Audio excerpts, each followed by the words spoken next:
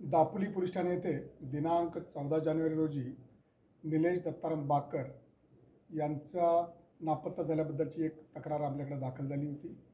पोलिसांनी त्या हरवल्याबद्दलच्या तक्रारीवरनं त्यांचा शोध घेण्यासाठी सुरुवात केली आणि शोध घेत असताना जे नापत्ता व्यक्ती आहेत, हरवलेले व्यक्ती आहेत, त्यांच्या पत्नीकडे अधिक चौकशी केल्यानंतर पोलिसांना संशय आला।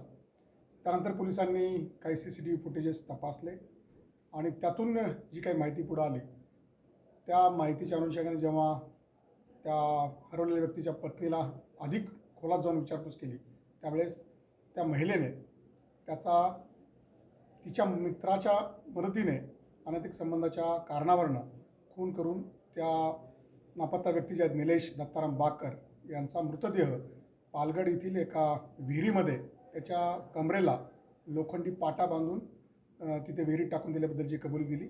त्या अनुषंगाने पोलिसांनी अधिक तपास करून ती बॉडी काल रात्रीच उशिरा तिथून विहिरीमधून बाहेर काढलेली आहे आणि त्या संदर्भात खुनाचा गुन्हा दाखल करून त्यांच्यावरती कायदेशीर कारवाई चालू आहे। धन्यवाद।